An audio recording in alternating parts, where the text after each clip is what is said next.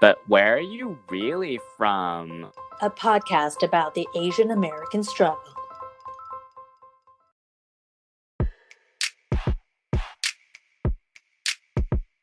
Hi, I'm Jesse Lynn. And I'm Angela Lynn. Welcome back to But Where Are You Really From?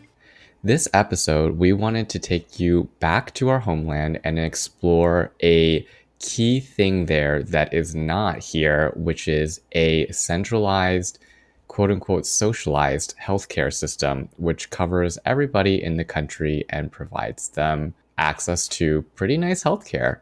And I think that this is something that we've wanted to look into for a while because it is something that's really cool coming from a small nation island of like less than 35 million people.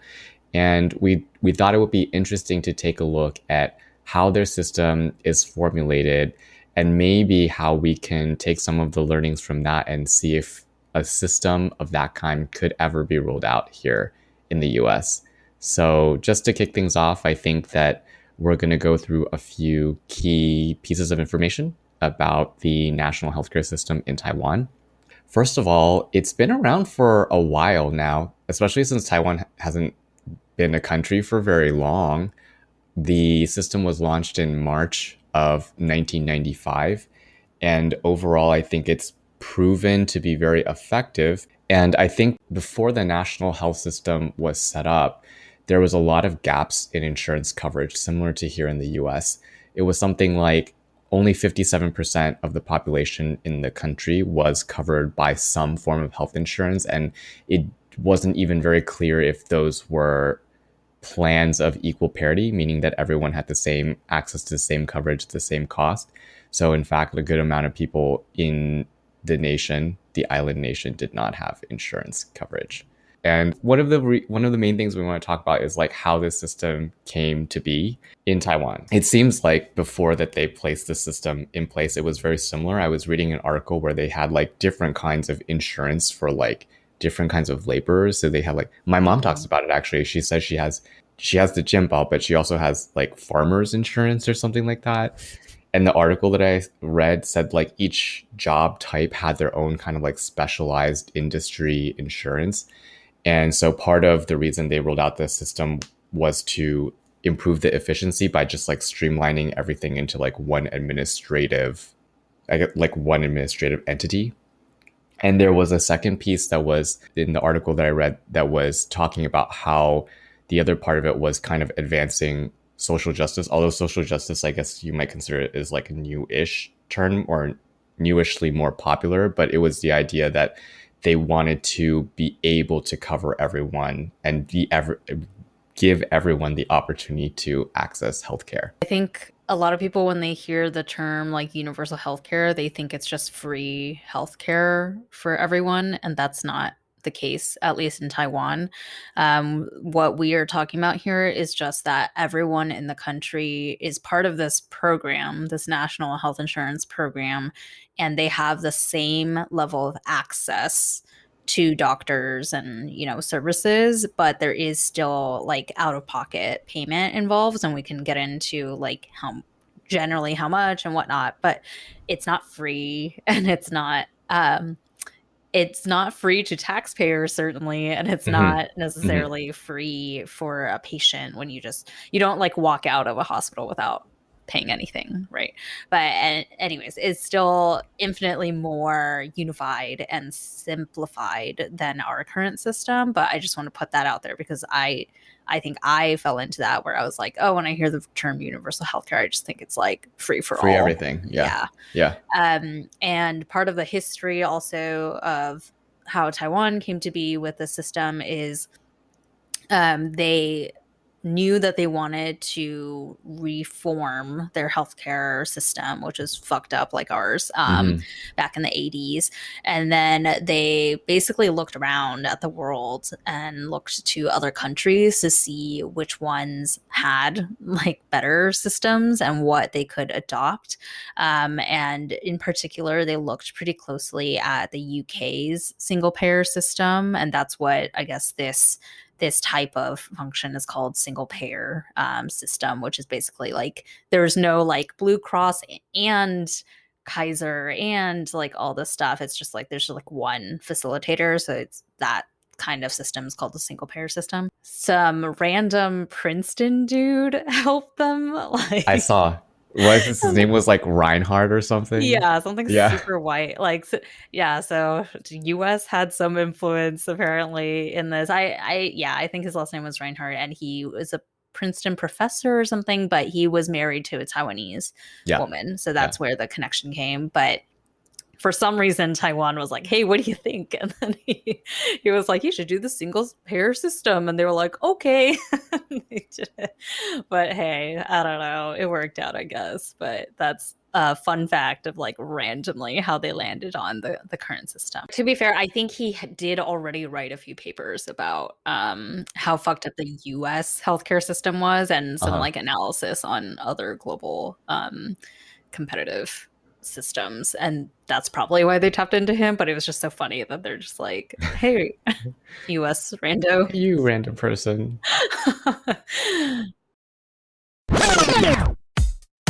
Do you love ramen, Jesse? Oh my god, yes. Don't you hate the shitty instant ramen we have here in the States, though? Totally and completely. What if I could tell you that you could get premium instant ramen direct from Japan delivered straight to your door?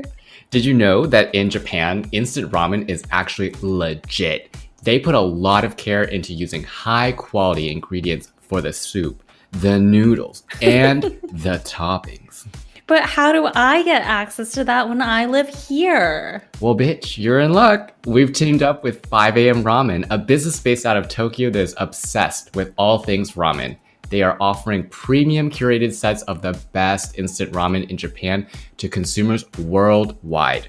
And with our special discount code, you'll get 5% off your order and free shipping worldwide. Just use reallyfrom5 at checkout.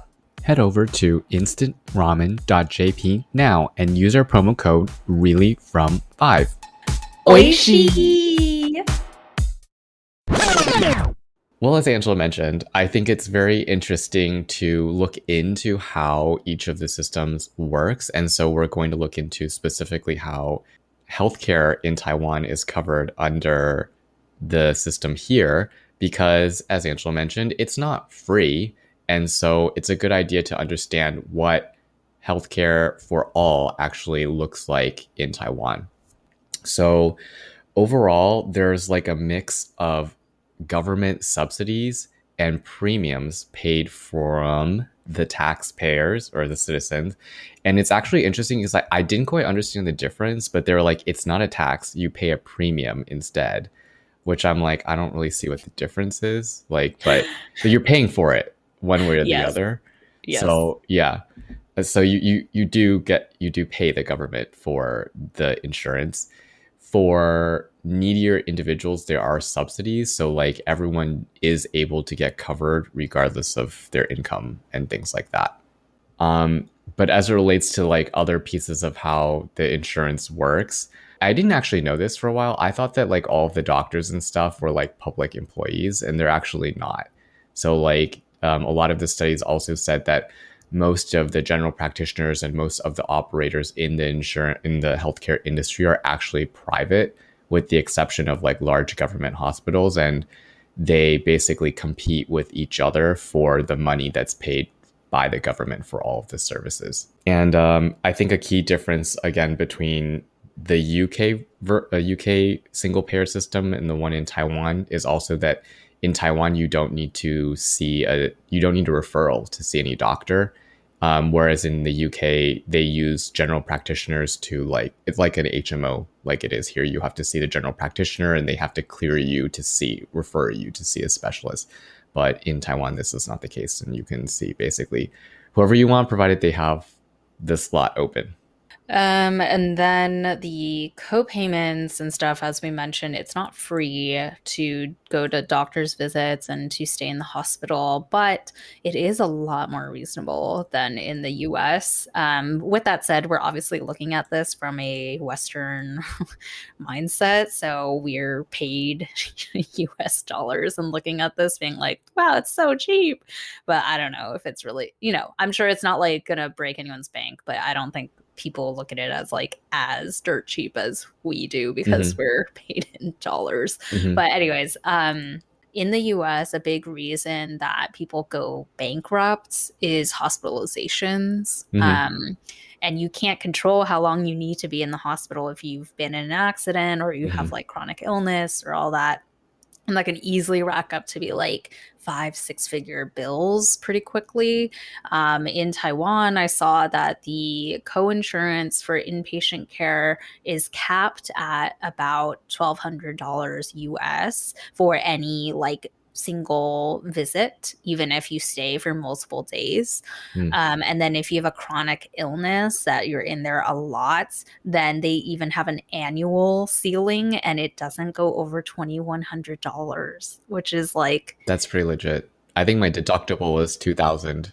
Yes. Yeah. It's comical compared to what we rack up. Like I remember when I had food poisoning in the middle of the night in when I was at NYU, I thought I was going to die. Like it felt like I was dying. And they were like, oh, we could take an ambulance or you could wait for the like NYU shuttle to take public safety. the public safety bus to take you to the hospital. But the ambulance will cost you like, $500. I think it was like $3,000. No, it was thousands of dollars. And I was like, I will wait for this free shuttle bus because I'm not going to pay for freaking thousands of dollars for an ambulance. So yeah, just to get you to the hospital would be more than this annual ceiling of a chronic illness being treated for weeks on end in a hospital. So that for sure is like huge round of applause for making that happen. So, I mean, we've covered a lot about how the system works. So it sounds like a natural segue into like, what are the great things? And we touched upon a little bit before, and what are like the not great things about the system? I think obviously, since it is a universal system, one of the benefits is that almost everybody in the country is covered by the system. Everybody has like a national ID card, health card used for paying for services. And one of the big benefits of this is that when you go get services done, you use the card and the payment and the service transaction happens very quickly. And I think that's also a big issue that we have here, which is that you never know how much a service is going to cost here. You go to the doctor, they're like, oh, it's $15 copay. 4 weeks later, you get a bill that's like $500. And you're like, what the hell? Yeah. So I think that's also one of the great things is that like all of the services are negotiated and the card basically you can pay and you know immediately how much you have to pay. And I think, as I mentioned before, you don't need a referral to see a specialist. So you can basically go to any hospital, see any doctor you want, provided that they have the, available time slots to see you. And going back to the card, just so that people aren't totally lost with our episode title, the card itself is called Jian Bao. So that's why our episode is named as such, our favorite kind of bao. But yeah, and another pro, which is not perfect by any means, but at least a step in the right path, is with your Jian Bao card. Another benefit is that any doctor who has it, when they put the chip into the reader, they see the last 3 months of your medical history. So it is also a digitization of your medical record, at least to a certain extent. It's not perfect because I looked up, it was basically like, it's only 3 months, and then you can find up to 3 years of history through a different system. It's like, comically the same as the US in that there's like 5 million different systems that don't connect. But at least the Jian Bao is everyone has it. And at least for like your most recent history, any doctor you go to can see that, which you'd have to just repeat verbally and like get paper, documents and shit if you really wanted to do that in the US. So that is definitely step in the right direction that Taiwan also has. Nice. Well, I think we did talk a lot about how the system works and kind of in connection to that, like a lot of the good parts of it. So maybe it's worth visiting like which parts of it are not good as well, and thinking about how the system might work here in the US. For me, what I think is the worst part of their system is exactly what you said is the good part, which is from the patient point of view, the ability to go see any doctor you want and without a referral, any specialist in the whole country sounds fantastic, and you're covered and you have no problem seeing them theoretically. That's fantastic. From a doctor standpoint, it's terrible. Like I was reading articles where healthcare workers were like, the patient is in heaven and the doctor is in hell. Yeah, I saw that one. Yeah, because they don't have time to do anything. Like they're constantly seeing patients, which in the US is also the case. But can you imagine if there was zero gatekeeping at all to the doctor's time? There would just be like an overflood of it. And one good example I read was like the ER, the emergency room, is like there's no delineation of what's an emergency and what's not an emergency, which is really bad actually if you think about it. Like if someone just got run over by a car and they're like on the brink of death, but there's all these old people in there just like, I have a cold and I just want to see the like best doctor in this hospital. So then they're waiting and like clogging up the queue. And as far as I read, one of the complaints from the ER doctors was like, I can't prioritize between those things. Like it's just, I have to see all of them. So then, you know, arguably some lives are more at risk because of this like kind of no prioritization. And also from my own experience too, because I got sick when I was in Taiwan a few years ago, nothing big. I literally had like bronchitis or whatever. But I didn't go to a big hospital. I just went to like the neighborhood clinic. One of the drawbacks is that the doctors have zero time for you. So like they're just rotating you in and out. You are literally a cog in their wheel, you know, like it's like it's both because of the way the system works and in terms of like their incentive and also just like the volume of patients that they have to see, but they have no incentive to build any rapport with you because it's just like, I need to get like 50 patients through my door in the next hour. So I'm giving you literally 2 minutes of my time. So I saw that essentially every visit is between 2 to 5 minutes, which is like absurd because in the US, at least they try to build some rapport. Like I do, you know, One Medical and these urgent care things all the time in the US. And it's always doctors I don't know very well or at all, right? But they always try to be like, hi, I'm Dr. Johnson, blah, blah, blah, you know, like whatever, build a little bit of rapport with you. And that in and of itself takes like 5 minutes. And this doctor, I had bronchitis and I waited. It was not a short wait, by the way, because yes, as we mentioned, lots of people going to any doctor all the time. I think I waited like an hour and I only saw him for 5 minutes or whatever. And it really, I felt like I wasn't even a human. Like I walked in, he like pushed the patient out and he was like, come in, and like waved me in and like pushed me in the same chair that patient just came out of. And then he just started like shooting random things up my nose and like taking my temperature. Like he wasn't asking me for anything. He was just like doing all the shit. I was like, what is happening? And then he just like pushed me out you know, like it was just like, okay, I'm done. Here's your prescription. Goodbye. And I'm like, oh, okay, bye. Like, what just happened? So I think if you're not able to go to one of those big hospitals and get like really well-known doctors or whatever, there are a lot of downsides with just like access to a doctor doesn't mean it's access to a good doctor. That's one of the biggest complaints that I saw from the patient side is just like quality is not well controlled. It's extremely variable from doctor to doctor, hospital to hospital. And then, like I said, for the healthcare workers, it's like, I don't get why anyone wants to be a doctor, TBH. Yeah. Which is not good for the future of healthcare in Taiwan. Yeah. I also did read that the fact that it's so cheap incentivizes people to go a lot. But there was also some of the articles were saying like it may or may not be like a uniquely Taiwanese thing to do that because it, like, for example, in the UK, I don't think they see the same level of GP visitation just because people have free access to the GP. So they're saying like, it's kind of like a uniquely cultural thing where people like as soon as they feel unwell, they're like, we're going to go to the doctor. And so because there's no, the GPs are not in charge of sorting people out, as you mentioned, like there's all the points of the system are overloaded by like the person making the choice of where they want to go. Yeah, I think the cultural thing is interesting. My speculation is that it has to do with, and we're just making broad stroke stereotypes, but some of it's true, right? Is Asian people respect authority a lot.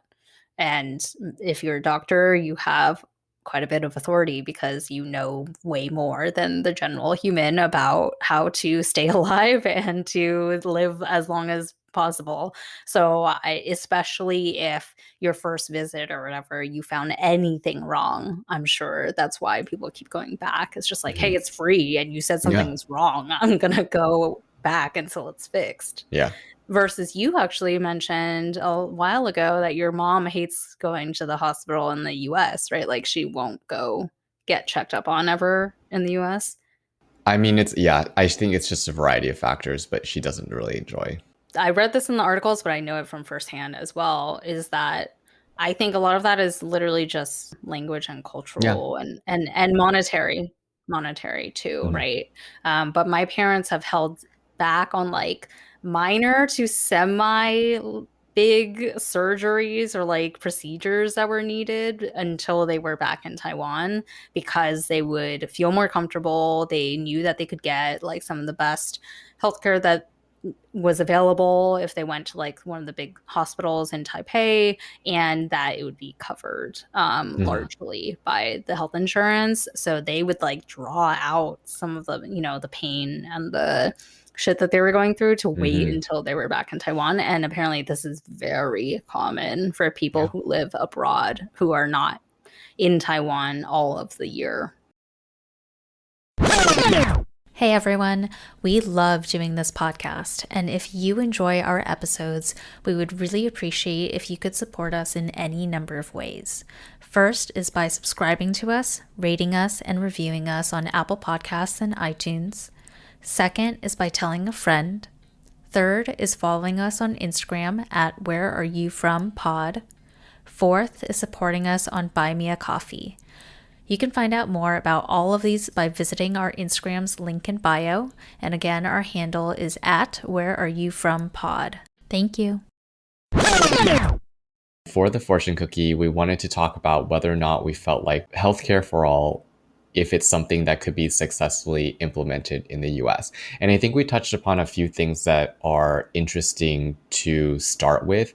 I want to primarily start with the culture component of it, because I do think that a system of socialized healthcare does rely on some user responsibility to some end. And we can definitely see that in the Taiwan case, because we do see a lot of people overusing the system, visiting specialists, visiting hospitals in situations that they don't need to do that. So it is very interesting to see that like there's a system in place, it covers everybody, but it really does rely on some personal responsibility, like personal exercise of judgment. I do feel like we have like, there's very much, I mean, we talked about this in the past before, like related to work stuff, but there's very much this culture of like work yourself to the bone and like don't take care of yourself. And I feel like that's the kind of thing where people would still not, like, even if there was free universal healthcare, like people would not necessarily overutilize it. But also like in the past recent years, I've gotten access to telehealth, and actually I think a lot of people do now because of COVID. And I don't feel like I've like utilized telehealth in more frequent way than I would normally see like a regular doctor. So like, even though I have access to this and telehealth can give me like antibiotics and prescribe all these other things, like I don't really call them unless I was like really needing to go to the doctor. Oh, I used it. I mean, it's not like I was like a speed dial every week. I'm gonna call the doctor, but I definitely there's a lower barrier to it because they also weren't charging the same way. Yeah, it's free. It's free. Yeah. I remember I think I was talking to you when it happened or like the day after, but I got like a second or third degree burn from cooking like burgers or something, and the hot oil like spat out my Oh, arm, and I had yeah. like bubbles on my arm. Yeah. Anyways, like I could have treated. I did end up treating it at home myself, but I was kind of freaking out, so I sent a message to my one medical people, because I was like, you can treat, they have an option where it's like, treat me now. I'm like, yeah, Yeah, why yeah. don't you fucking treat me now, you know what I mean? And they did, and I was like, whatever. You didn't tell me anything I didn't know, but like I feel better knowing that a doctor is telling me the way I'm treating my burns is fine. I would definitely use it more for little stuff. Like Okay. I think you'd be surprised how much more someone would use healthcare if the barrier to entry is a lot lower. And by that, I mean ease and cost. Yeah, yeah. There's also the flip side, because this is something I actually talk a lot with Ramon about, which is a huge gap that's missing in the US healthcare system. And I don't think it's really addressed in the Taiwanese one either, but we're just talking about like ideal future, right? Mhm. Is preventative care. There's no Mhm. preventative care. Like when you go to a doctor, it's like something's already wrong with you and they're just trying to like patch the thing that's wrong with you. Yeah. Versus like right now, I recently did a program called Parsley Health. It's a women's health program, and you pay out of pocket, your own money, whatever. There's insurance can cover part of it too, but it's fully preventative, where you have a medical doctor assigned to you, as well as a health coach, and they're really focused on like, okay, what are some like big health concerns in your lifestyle in general? So like maybe you're just like, I'm always tired, or I'm like, I have a bunch of acne that's never gone away, or like, things you want to address that are not like life or death. And they will work with you on figuring out your diet, your habits, get blood work, preventative blood work taken to see what your baseline is, to like find the root causes of these just like things preventing you from having your best life, Mhm. and like helping you to get towards that best life. I think Mhm. that is like very missing in current healthcare. And if that were free, I would fucking go all the time. Like that would, I would be on Mhm. a call with my doctor or my health coach like every 2 weeks, because it would be a maintenance thing where you're just trying to like maintain good health, not like Yeah. fix little shit that's wrong with you. What other parts of this I think may or may not work here in the US? I think in reading a lot of the articles, there was a good one in Vox about it. Another thing related to culture is that the Vox article kind of mentioned all of the not nice parts about the system. Like you don't really get to see the doctor a lot, not being able to access specific treatments. But in the article, they were saying like a lot of people recognize that these are the problems, but like in order to serve like the need of the most people, they recognize that they need to try to like work to like improve the system, and that it's not going to be like everything for everyone all the time. And I also see that, I think from a cultural perspective, that's not how it is here, but because it's very individualistic, right? It's all about me and like, when can I get access to this for me now, rather than like, how can the most people benefit from this system. So from that perspective, I think it's also very much a barrier. And I think we already see that in some of the conversations around people like, oh, we'll losing your private health insurance. People are very scared about that. And yeah, like, I don't want to lose my private health insurance. Like it works fine, but it's very much that kind of thing where it's like, well, but we could move to something that could work just as good for everyone. And there's some fear in committing to that because we're very like individualistic society. Yes, I completely agree in general, because we've talked about this so many times, but in general, Eastern versus Western culture is way more community oriented than Western culture. That's true. And at the same time, I don't know if they mention in the Vox article or a different article, but it's good to note that before this system was first adopted, when the government announced that it was going to go into action, 80% of the population was against it. Mhm. So actually, it was not like a kumbaya. Everyone was like, oh, yeah, let me just like give up my thing so that everyone can be great together. Like everyone opposed it until it actually started working and they realized, like, oh, actually, it's probably this is better than what I Yes. had before. Yes. So I want to throw us a bone in Yes. that, like, no one reacted that way in Taiwan either. I think the other related piece about individualistic attitudes, though, is I mentioned the word incentives. I genuinely believe that is the biggest barrier to getting us on this single payer system because America is centered on capitalism and what incentives drive individuals. And there's a lot of different incentives for every single part of this system that is going to inhibit the ability to move to this kind of system. And one of the biggest is what doctors are paid in the US compared to what doctors are paid in Taiwan. In the US, doctors make shit until they are practicing. But once they're practicing, they're making high six figure, right? To compensate for the fact that they work tirelessly. And under the single payer system, the way that Taiwan has it is that there's a fixed budget for every year, and that's spread out to cover every potential thing that any citizen wants to do with regards to their health in that year, which means that there's a fixed sum to go across every single doctor in America. And that means realistically, salaries are going to go down. And that's going to be the case for both doctors and the insurance companies, because the insurance companies are like a mafia right now. Like there's a reason why it's been really difficult for us to break the current system. It's because insurance companies make a shit ton of money right now from us. And so for the government to be able to negotiate properly with doctors and insurance companies to make them feel like they're still going to earn like as much or almost as much as they currently make on this like free market system, I just don't believe that. Because if they're going to really be able to pay them as much as they currently make, it means that we, the citizens, which is the other incentive that's fucked, is we're going to be paying a shit ton of money out of our taxes to cover this if we're really going to pay at the current prices of what doctors and insurance companies make today. So that's my biggest worry, is it's just the money doesn't make sense from all different places.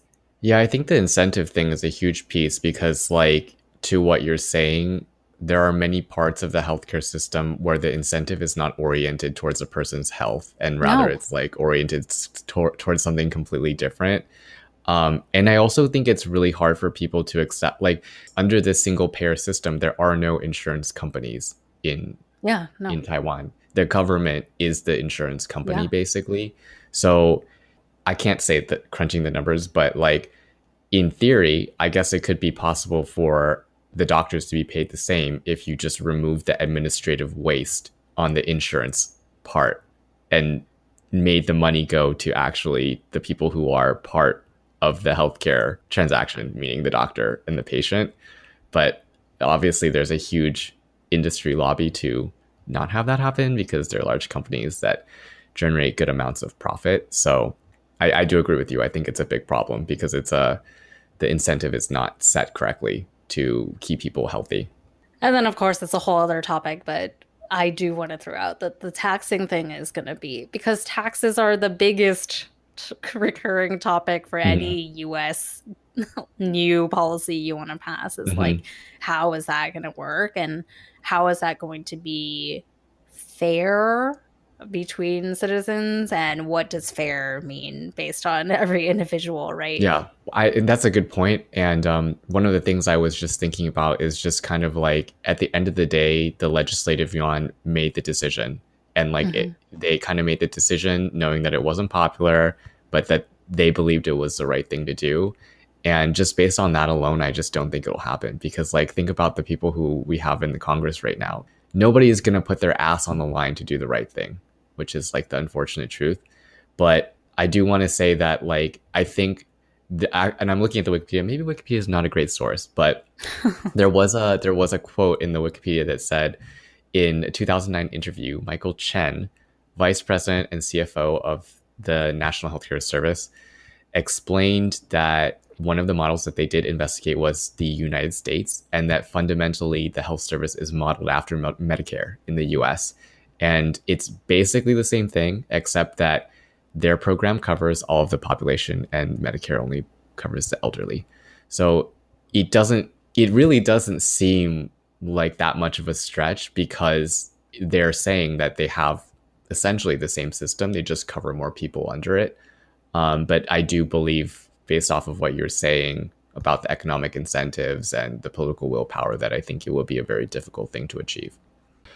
Well, on that note, I guess we can conclude this episode.